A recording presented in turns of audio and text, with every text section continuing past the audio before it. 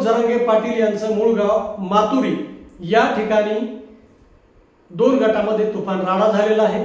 Motorcycle आणि काही वाहनावरती दगडफेक झालेली आहे। यामध्ये काही जण जखमी झाल्याची माहिती मिळत आहे।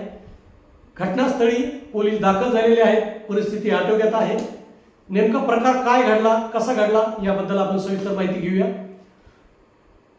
नवनाथ वाघमारे आणि लक्ष्मण हाके हे ओबीसी नेते आहेत।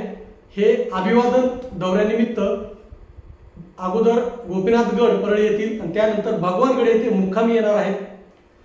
त्यामुळे एकंदरीत त्यांचं स्वागत करण्यासाठी भगवानगडाच्या पायथ्यावरून काही माळेवाडी वगैरे असे काही गाव आहेत, त्या गावावरून मातुरी मार्गे पाडळसिंगीकडे जवळपास 200 ते 300 मोटरसायकल रॅली जात होती। त्याबरोबर काही वाहनं पण त्यांच्याबरोबर होते आणि ही रॅली मातुरी या गावात आल्यानंतर काही वेळ तिथं ही रॅली थांबली आणि त्या ठिकाणी डीजे वाजवण्यात आला, काही गाणं लावण्यात आले आणि या गोष्टीचा राग मनात धरून त्या ठिकाणी काही लोक जमा झाले आणि त्यांनी त्यांची आणि ओबीसीतील रॅली जी होती त्या रॅलीमध्ये लोकांमध्ये काही वेळ बाचाबाची झाली।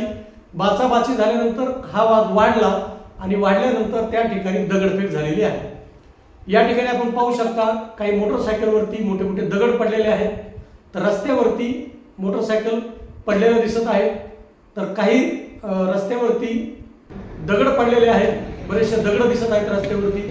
पोलीस प्रशासन घटनाची माहिती मिळाल्यानंतर पोलीस प्रशासन घटनास्थळी दाखल झालं आणि पूर्ण परिस्थिती पोलीस प्रशासनाने आटोक्यात आणलेली आहे। दोन्ही बाजूच्या दोन्ही गटाच्या लोकांनी संयम ठेवावा।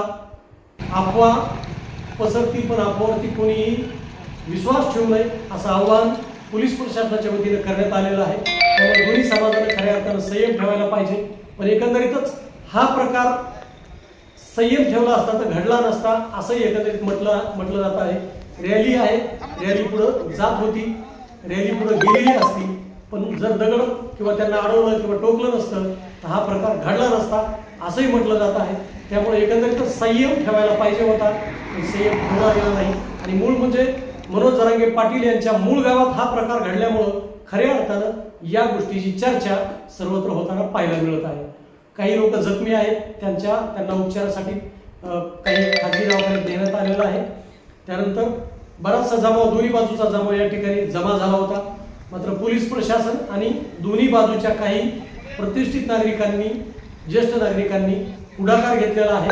त्यामुळे एकंदरीत हा प्रकार पुढे वाढणार नाही, आटोक्यात येईल आणि सर्वजण शांतता बाळगतील अशी अपेक्षा सर्वांनी व्यक्त केलेली आहे। पुन्हा वेगळ्या विषयावर भेटू, तोपर्यंत नमस्कार।